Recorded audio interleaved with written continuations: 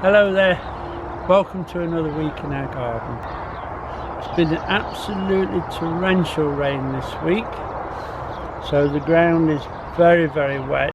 It is drying a little on top, but it's very wet underneath. So this week I thought we'd have a little walk up the garden, showing you what I've been doing in between the heavy rain showers, and then we'll go up to the little lean-to greenhouse and we'll put some squashes and pumpkin seed in. Could be a little early, but if you think in 6 weeks time they need to be in the ground, so we need to be starting now. We'll start with showing you I have dug the area for the potatoes, and I've just put the thermometer in just to see the temperature. You need a temperature of around 7 for putting the early potatoes in. So we'll have a read off what the temperature is, and then we'll make a decision for when it gets a little bit better weather. Okay. This is the area I've dug and prepared for. There'll be the second earlies and the main crop potatoes. Should be enough room there for what we want. Now the temperature is reading 7, so the root zone is fine for receiving potatoes, unless we're getting a really cold rain, but I don't think we will now. Now with the temperature being 7, I should try and get the potatoes in next week. It will be next week because I have a little job to do over the weekend in the bathroom. Some retiling to do, so that'll take most of the weekend, but we'll put the potatoes in next week. On our way up the garden, I just thought to show you how we're getting along with the tunnels. Now I've managed to get 4 up. One I already had up. This one was on the overwintered onions, and I brought it down and put it here ready for the brassicas. Now this one is a little bit taller than the others. This one we'll use for the Brussels sprouts, and we'll interplant with some kohlrabi and some lettuce. The next one, I don't know if you can remember, we really prepared this one special for the cauliflowers, and so we really dug really deep and put some manure right down deep, and then put the soil back on. The N2 is just for the brassicas. If you can see, there's just a few spring brassicas at the back there, a bit of kale that wants harvesting soon, and I do believe the others are some spring cabbage coming along. The broad beans are standing well, they're fine. I thought the wind would have knocked them over a bit, but they'll be okay now. The overwintered onions, a little behind, but they are beginning to grow now. I see there's 1 or 2 in amongst them want taking out. They're never going to make anything now. Right, so that's what's happening down here. We'll just make our way up to the shed area, and I'll show you what I've been doing to that table cold frame that we built. And what I've actually done is I've taken a lot of the plants out of the greenhouse to make some more room, because of the pumpkin and squashes, etc., and tomatoes going in. So I brought them down and just put them under this bit of mesh. This is veggie mesh, and it'll just protect them from the wind and keep the birds off them, else the birds will peck this lot through. See, these are the brassicas. They're all ready to go. I've had to actually pot one lot up into bigger pots, but as soon as the soil dries, these will go down into those tunnels. Sweet peas are still doing rather well. I really do need to get those down again. I'll have to put a net over them, as the birds absolutely annihilate them down there. I want to put those on the fence side, so there's some nice flowers and some nice perfume. Brought the onions down. These are all the onion sets. Now what you'll find is that the ones that are not heat treated will actually root faster and show green quicker than the heat treated ones. Heat treated ones always take a little longer. Here's some of the unheat treated ones in the green trays are showing already, and they've only been in a week. I'm keeping them down here where they're a little bit cooler as well, so there's no check when I put them out. As you see, the heat treated ones, which are the red ones in the dark coloured trays. No movement at all yet. It'll take a week or two to settle. At the back I've got about 30 strawberry plants that we raised from the runners of our own stock. I'll put those in as well. As soon as it dries out a little, we'll put those in, prepare the soil, put those in and get those going ready for replenishing the strawberry beds. Everything's coming on nicely, it's just that the ground is just so wet to get on. As soon as it dries out a little, I shall be down there putting all these in, and I need to be looking at those potatoes as well. We'll have to start on those.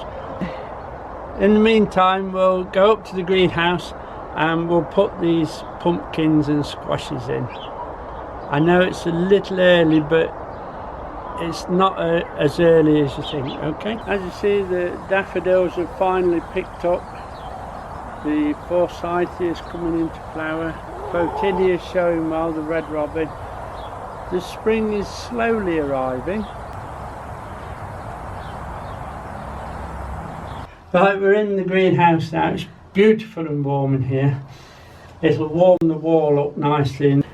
I'm potting on some of the tomatoes first out of our tray, if you can remember. What I've actually done is I've done the rootstock plants. These are the ones we're going to use as the rootstock for the grafting. So I've actually potted these into round pots. Now, was 3 pots left over on that tray, so I put 3 fuchsias in so no other tomato can go into these trays. I've got a few tomato money maker that we put in there to fill this tray up. And so I'm going to pot those into square pots. What I found was they're lovely to transplant, so I'll show you how we do it. The first thing I do is I push the dibbler in and make a nice round hole all the way down to the bottom and then put my finger in it. Okay, so you got that nice round hole. You can press this down and it will release all the tomatoes, but I don't want to release all of them at once because I don't think I'll be here long enough to finish them. So what we'll do, I'll use the back end of the dibbler and just push one up. Only once a little push, not a lot, and then get hold of a leaf and look at that, and then that goes straight down there and straight into that hole. Right, there you are, done. They're a little bit tall, but that's because of the weather, but we'll get over that when we pop them on again. We'll put them deep down again. I'll just show you another one. I'm very impressed with this plant, this tray. Let's get you another one out. There you go, look, just have to touch them below, then it comes up all in one. Then you just take it to the hole and in it pops, and then you just push it down and that's it, done. Very, very good, that is. One more, there you are. If you haven't got fingers as big as me, you'll have to use a stick or something to put them in. This one here, second one, look, it's just a little push, nothing else. You could use the whole lot on there, but I don't want them all out at the moment. Then we just find that one. Yes, try not to touch the stems, else what you'll do is damage some of those hairs on there, and then they'll go rotten, and then you'll lose the plant. Use the leaf. It can lose a leaf, because these are the true leaves. These are only the seed leaves. So that's fine, and just take him over and pop him in. And then what I do is just take it down with 4 fingers, and that's one tap, done. The root trainer, I'm very, very impressed with it. How I managed to get 2 in. There's 2 in that one as well. I think Diane must have done those 2. Because I'm doing several different tomato plants, I've put into these square pots. They're actually liners, pot liners, so we use those for those. This one is Garden's Delight. I'll probably pot those into 6 packs so I know they're different again. This one, this is called Outdoor Girl. What I should do, I should pop that one into these paper pots.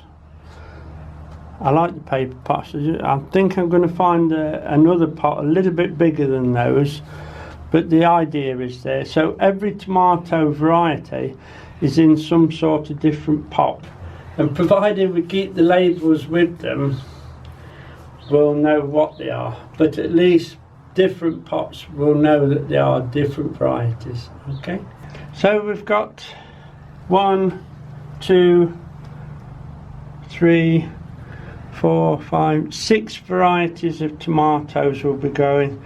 There's nothing too special in them. While I'm here, Stu, look at those peppers coming through, mate. They're doing rather well. Still nothing in that line though. That was the Big Jim. Big Jim didn't make it then, Stu, but it doesn't matter. Look at the numbers in here. And they're still coming up. Look, there's one there just coming up. 2 more just come up just there. Another one here just come up. I'll keep them in, but I will give it another day or 2 and we'll get these ones potted up, the bigger ones potted up, so we can get those going.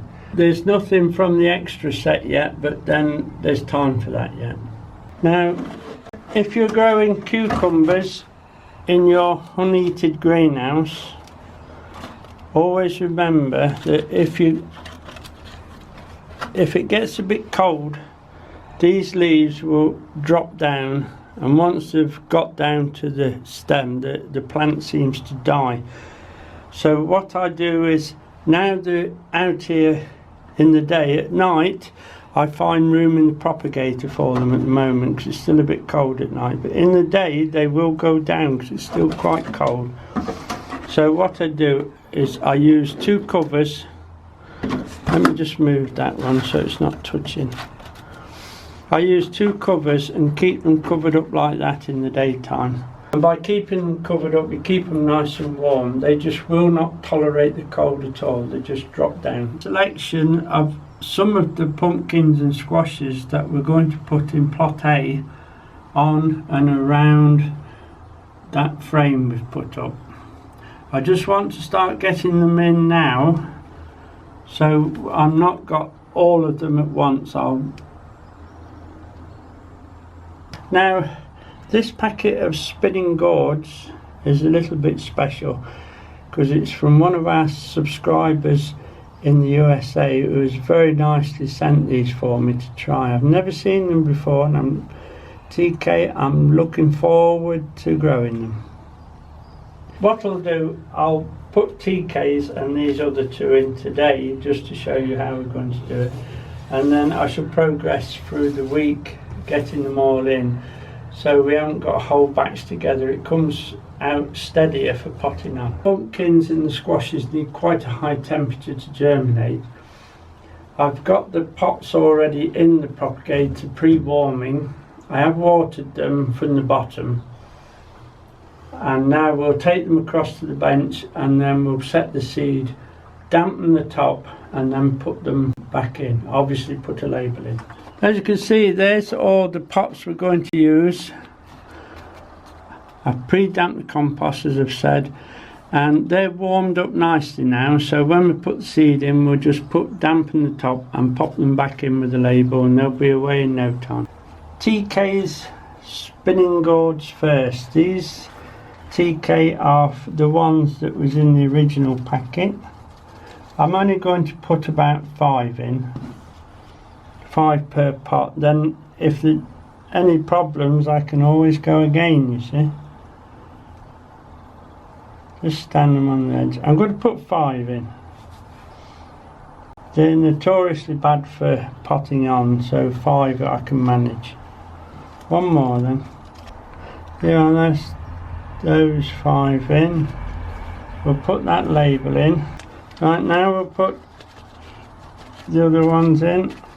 So these are TK's own seeds in this one. So there's no pressure then, TK, with these. 3, 4, 5.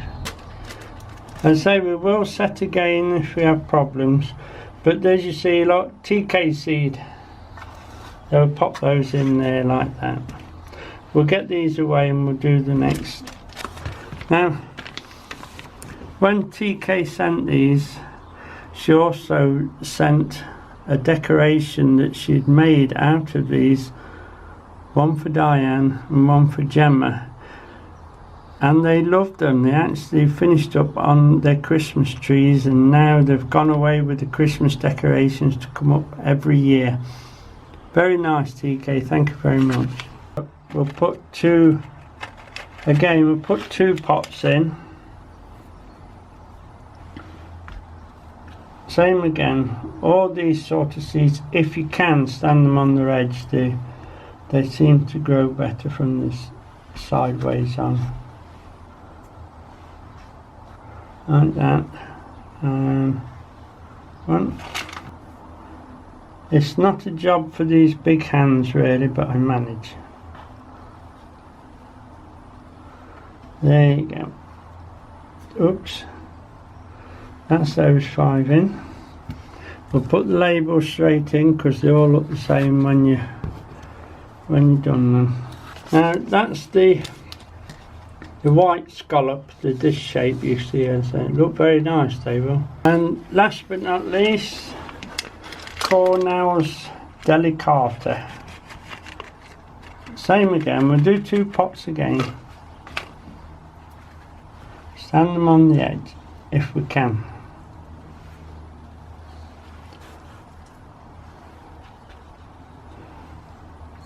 If you don't put too many in, it makes the potting on a lot easier, because we will have to pot them on again. With about 8 weeks before we put them in the garden. Maybe a little bit longer if the weather breaks again. Here we go then.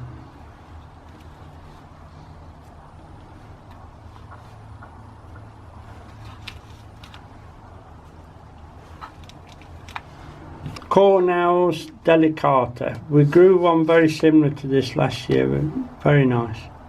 Cornell's Delicata.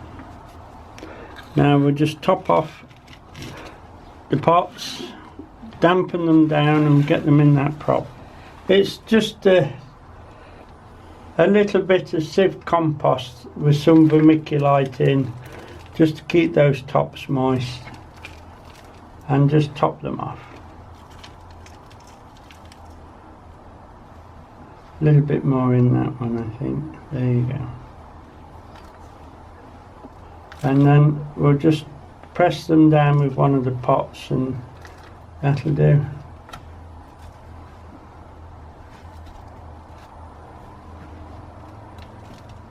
A little bit more in that one, maybe a little bit more in that one. Then all I'll do is just level them out a little.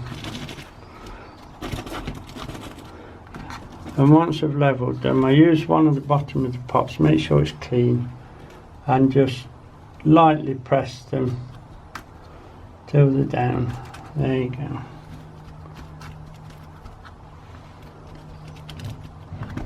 And this one as well. Then that one down, make sure this one's clean as well. Get them together.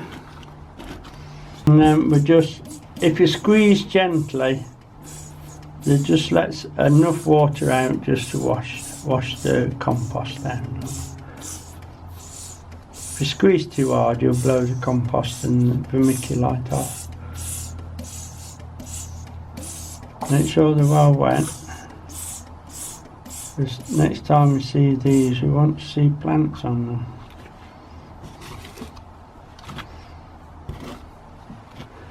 Okay, there we go. They have been watered from the bottom. They've been stood in a tray of water, lukewarm water by the way. And then they've been stood in that prop, so they're nice and warm in the core. And this water's tepid, so you shouldn't have put any chill onto those seeds at all. Pop them in, make sure they're nice and flat to the bottom. And then there's heat on the bottom, a gentle heat, which will come through. And I'm also just going to prop the lid up in the daytime. If you don't, the sun will get that hot in there that will actually do damage to the plants and the seeds.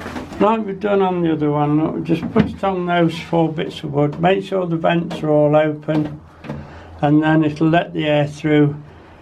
Then you've got a nice steady bottom heat, and all this misting will go off now.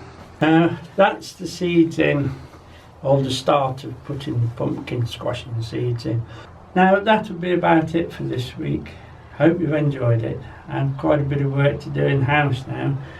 Thank you for subscribing, and hopefully we'll see you next week. Bye now.